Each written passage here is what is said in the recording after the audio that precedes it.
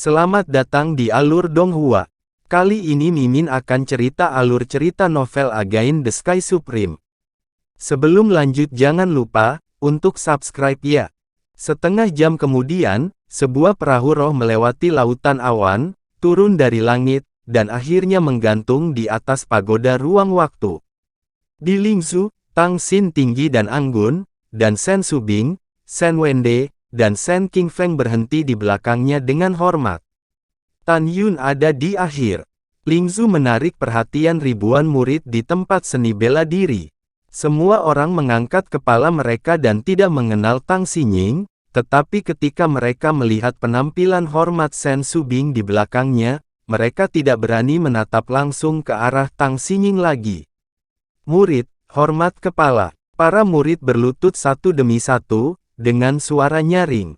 Shen Subing menatap semua orang dan memperkenalkan, semuanya, ini adalah kepala divisi pil gerbang abadi kami Kepala Tang. Para murid sangat gembira ketika mereka mendengar kata-kata itu, mereka bersujud lagi, para murid memberi hormat kepada Kepala Tang. Ini adalah pertama kalinya semua murid melihat langsung Tang Xinying. Mereka tidak pernah membayangkan bahwa kepala divisi pil gerbang abadi begitu cantik sehingga terlihat sama dengan Shen Subing. Para murid bingung dan bertanya-tanya mengapa Kepala Tang datang ke bidang seni bela diri secara langsung. Pada saat ini, diakon yang menjaga kuil resmi, Liu Hongru, keluar dari kuil, muncul di bawah perahu roh, berteriak dan membungkuk, bawahan tidak tahu bahwa Kepala Shen dan Kepala Tang akan datang, dan telat menyambut mereka. Maafkan aku, Hongru, jangan sopan, bangun. Tang Xinying berkata dengan ringan. Tang Xinying tidak asing dengan Liu Hongru. Di masa lalu, ketika dia adalah kepala alkimia sekte dalam, Liu Hongru adalah murid dari sektenya sendiri. Kemudian, dengan alkimia yang luar biasa, dia dipromosikan menjadi alkemis hebat tingkat menengah dan dipromosikan menjadi diaken. Orang ini, Tan Yun, bahkan lebih akrab. Ketika Tan Yun diprovokasi oleh dua murid utama Lu Wu saat itu, dialah yang ketakutan. Tan Yun memiliki hubungan baik dengannya, karena dia sering membantunya dan dia juga orang kepercayaan dari tetua keenam Shen Wende. Kepala Xie, Liu Hongru yang berambut abu-abu berdiri. Hongru, berapa lama pagoda waktu dan ruang tertinggi akan dibuka? Tang Xinying bertanya. Lapor Kepala Tang, ini akan dimulai saat matahari terbenam. Liu Hongru berkata jujur, masih ada 4 jam lagi. Aku harus kembali untuk menyembuhkan lukaku. Aku tidak bisa menunggu di sini. Tang Xinying diam-diam berpikir, dan memerintahkan, Hongru, Kepala ada di sini hari ini untuk melihat murid-murid gerbang dalam naik ke menara. Kamu dipersilahkan untuk membuka pagoda yang menuju ke lantai 108. Petik 2. Bawahan patuh. Setelah Liu Hongru menjawab, dia berpikir bahwa divisi pil gerbang dalam terkenal sebagai monster. Ingin memanjat pagoda 108 lantai. Pada saat ini, tidak hanya Liu Hongru yang berpikir demikian, tetapi juga ribuan murid. Semua orang penuh rasa ingin tahu, dan ingin tahu siapa, selain mendiang kakak senior Tan, siapa yang bisa naik ke lantai 108. Liu Hongru bingung, melemparkan token ke udara dari tangannya, menembak ke atas pagoda waktu dan ruang biji sesawi, dan kemudian, secara vertikal ke bawah, tertanam di atas puncak menara. Pagoda ruang waktu dari biji sesawi terbaik, udara di sekitarnya meledak, dan ruang bergetar terdengar, membuka larangan pagoda. Dua kepala divisi, pagoda telah dibuka. Liu Hongru berkata. Tang Xinying berkata sedikit, melihat kembali ke Tan Yun, mari kita mulai. Murid patuh. Ketika Tan Yun menjawab, Shen Subing melihat kembali ke Tan Yun dan berbisik, Kepala Tang memiliki masalah mendesak untuk ditangani. Saya ingin Anda naik menara secepat mungkin. Murid patuh. Tan Yun melompat ke bawah perahu roh dan berubah menjadi bayangan untuk melesat ke kehampaan. Dia muncul di lantai pertama pagoda ruang dan waktu kelas atas. Dia dikelilingi oleh kekuatan spiritual, dan tubuh serta wajahnya ditutupi oleh kekuatan spiritual yang kuat. Semuanya, menurut Anda siapa ini? Suara seorang murid tiba-tiba berhenti, dan matanya melebar. Ya ampun, sangat cepat. Jauh lebih cepat daripada Kakak Tan. Iya, saya pikir itu pasti murid dari gerbang abadi. Jika tidak, dengan kekuatan alam jiwa janin, bagaimana mungkin memiliki kecepatan secepat itu? Iya, ketika para murid berbicara dengan keras, Tan Yun menahan 339 kali gravitasi, kecepatannya turun tajam, dan ketika kekuatan spiritual yang kuat yang melingkari tubuhnya mulai runtuh, dia muncul di anak tangga pertama menuju lantai 108. Bum bum bum, Tan Yun berlari, kakinya berat, dan pagodanya bergetar. Lihat, semuanya, sosok itu agak akrab, sepertinya Kakak Tan. Kakak Tan, bagaimana mungkin? Berhenti bicara omong kosong, Kakak Tan sudah mati lebih dari setahun. Itu dia. Saat para murid berteriak, dahi Tan Yun ditutupi butiran keringat yang halus, dan dia telah mencapai lantai 108. Segera, kekuatan spiritual yang mengelilingi tubuhnya menghilang. Dia tiba-tiba melihat ke belakang dan berbalik ke perahu roh dalam kehampaan. Membungkuk tanpa mengucapkan sepatah kata pun. Ya Tuhan, lihat, ini Kakak Tan.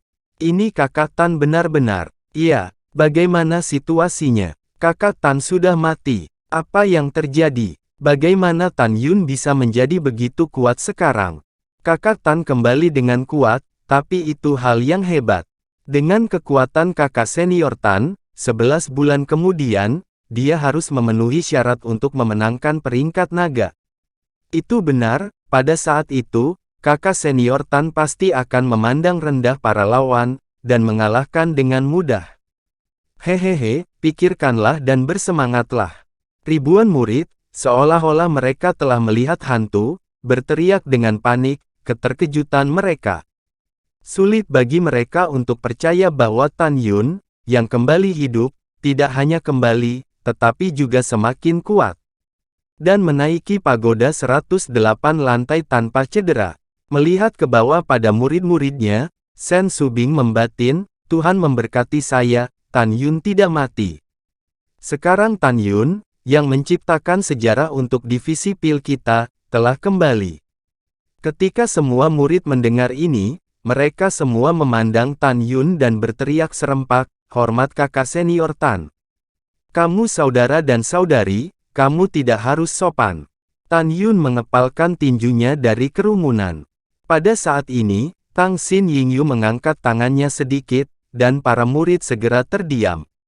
Dia tampak sungguh-sungguh dan berkata, Tan Yun, apakah kamu ingin menyembah kepala tetua ini sebagai gurumu? Ketika para murid mendengar kata-kata itu, gemuruh muncul di hati mereka. Saudara Tan ditawarin menjadi murid langsung ketua divisi pil gerbang abadi, dan dia akan mendapat pijakan yang aman. Sen Wende dan Sen King Feng tersenyum hambar. Sebelum Tan Yun menolak nona muda itu, jika dia setuju dengan Tang Xinying saat ini, dia akan dianggap sebagai pengkhianat. Sen Subing di belakang Tang Xinying tertawa simpul, tidak tahu harus berpikir apa. Tapi itu terkait dengan penolakan Tan Yun terhadapnya.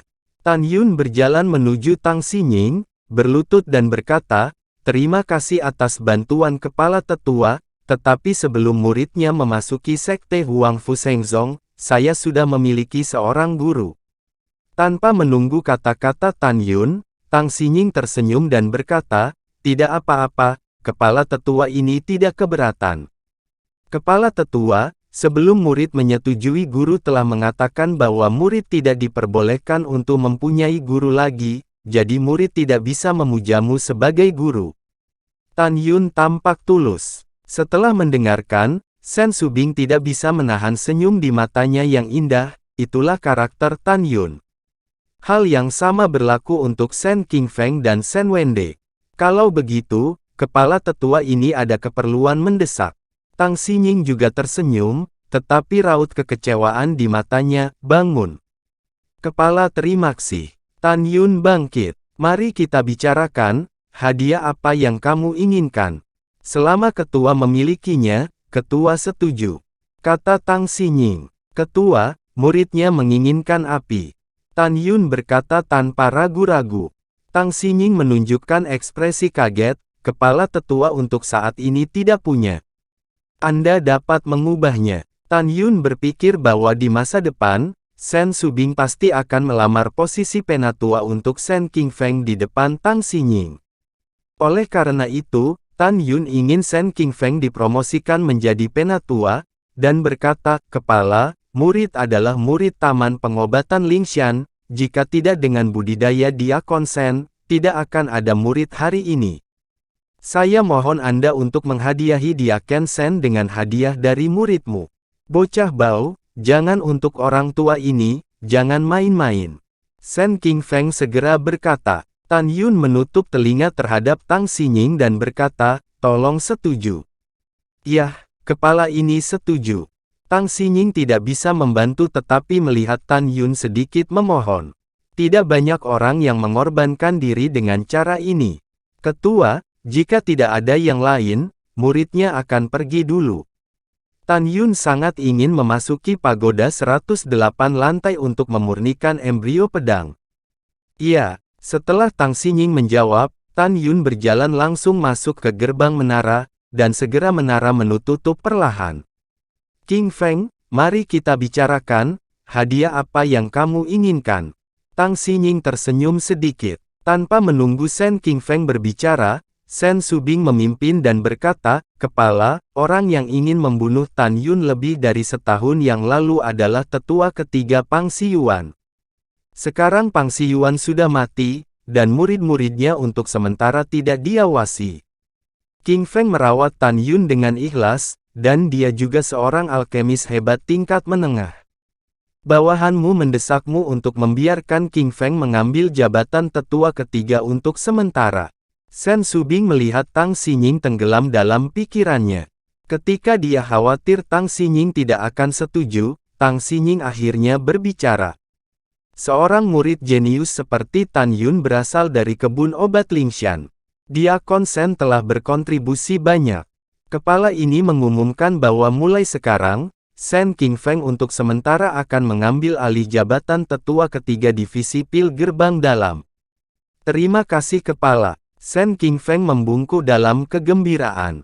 "Iya." Tang Xinying berkata sedikit, dan kemudian mengumumkan, Tan Yun baru saja berkata, "Hadiah diberikan kepadamu." Kepala tetua ini mengumumkan lagi bahwa sekarang, Shen Qingfeng akan dipromosikan dari jabatan penatua sementara menjadi penatua ketiga. Petik 2. Terima kasih kepala. Shen Qingfeng sangat bersemangat. 1 jam kemudian, Tang Xinying kembali ke kamar di lantai 2 aula bincing, dan kemudian membasahi tubuhnya dengan obat cair. Dia memandang Shen Subing di sebelah bak mandi, dan berkata sambil tersenyum, "Subing, kamu telah berjuang untuk seorang jenius untuk divisi pil kami, dan kamu memiliki kontribusi yang besar. Apa yang dikatakan kepala suku sebelumnya masih diperhitungkan. Selama kamu memimpin murid-murid pil inti dan dapat memenangkan hadiah pertama dalam kompetisi seni pil abadi, kamu akan menjadi tetua paling berjasa dari pil abadi." Saat matahari terbenam, kebangkitan Tan Yun, promosi Shen Qingfeng ke tetua ketiga, dan fakta bahwa Pang Xiyuan memprakarsai Tan Yun lebih dari setahun yang lalu. Waktu berlalu, 9 bulan kemudian di menara.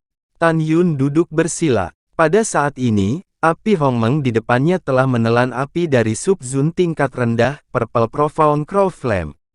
Tiba-tiba meningkat dari 5 kaki menjadi 9 kaki, memancarkan aura master tingkat kedua. Ini berarti bahwa pada saat ini, nyala api Hongmeng dapat langsung membakar harta karun kelas atas menjadi abu. Menjadi senjata pembunuh kuat Tan Yun. Dengan senyum di wajahnya, Tan Yun segera mengeluarkan meteorit ungu Tianwei berkepala besar dari cincin Qiankun dan mulai memperbaiki atribut pedang. Tan Yun mengendalikan besi meteorit ungu di luar langit untuk naik ke langit, dan melayang setinggi 10 kaki di menara. Segera, api besar dari langit terbang dan menyelimuti besi meteorit ungu di luar langit. Tan Yun melelehkan pagoda selama pembakaran yang lama untuk menghindari api Hongmeng, dan suhu api Hongmeng berhenti memancar dalam pikirannya. Pada saat yang sama, Tan Yun tahu bahwa dengan suhu api Hongmeng saat ini, dibutuhkan setidaknya 3 tahun untuk memurnikan besi meteorit violet menjadi cairan. Di menara, dalam sekejap mata, 3 tahun lagi berlalu. Di luar waktu, sudah 2,5 bulan sejak Tan Yun memasuki menara. Siang hari, Gunung Lu Daosian, Dongfu. Lu Wu baru saja kembali ke rumah gua, dia memanggil Feng Cha dan bertanya, "Diakon Feng, saya telah pergi selama lebih dari 2 bulan, apakah para murid dalam baik-baik saja?" "Semuanya aman," Feng Xibi berkata dengan hormat dan jujur. "Iya." Lu Wu tersenyum puas, "Apakah ada insiden besar di gerbang dalam baru-baru ini?" "Iya." Feng Xi membungkuk dan berkata, "Ada 3 peristiwa besar yang telah terjadi." "Oh." Lu Wu meminum anggur roh, wajahnya berseri-seri, "Bicaralah." Feng Xi takut Lu Wu akan marah berkata, "Hal pertama adalah bahwa tetua ketiga Pang Xiyuan telah meninggal, dan diakennya Liu Dahai juga telah meninggal." "Apa yang kamu bicarakan? Pang Xiyuan sudah mati." Lu Wu tiba-tiba bangkit dengan segelas anggur, katakan, "Apa yang terjadi?" "Siap tetua, pembunuhnya masih belum diketahui, tetapi itu benar-benar mengejutkan bawahan. Ternyata lebih dari setahun yang lalu, Pang Xiyuan yang membunuh Tan Yun di kelas menengah nomor 678 Pagoda Ruang Waktu." Feng Sai tampak ragu. "Hah?" Tubuh Lu Wu bergetar, dan nadanya cepat, "Bagaimana kamu tahu tentang ini?" Lu Wu ingat dengan jelas bahwa hanya dia dan Pang Xiyuan yang tahu tentang ini. "Ampun tetua, ini adalah hal kedua yang ingin bawahan katakan." Feng Xi memiliki firasat bahwa Lu Wu akan marah, jadi dia menggigil dan menelan ludahnya. "Penatua, seseorang membunuh 3 murid langsungmu, itu dilakukan lebih dari 2 bulan yang lalu," katanya. "Apa yang kamu bicarakan?" Lu Wu menggeram dengan muntah darah, "Katakan lagi." "Penatua tenang, Tan Yun hidup kembali." Sebelum Feng Xi selesai berbicara, Lu Wu mengangkat cangkir roh dan menghantamkannya ke wajah Feng Xi, "Keluar, pergi dari sini." Terima kasih sudah mendengarkannya, nantikan episode selanjutnya, dan Mimin ucapkan jangan lupa untuk subscribe biar Mimin tambah semangat.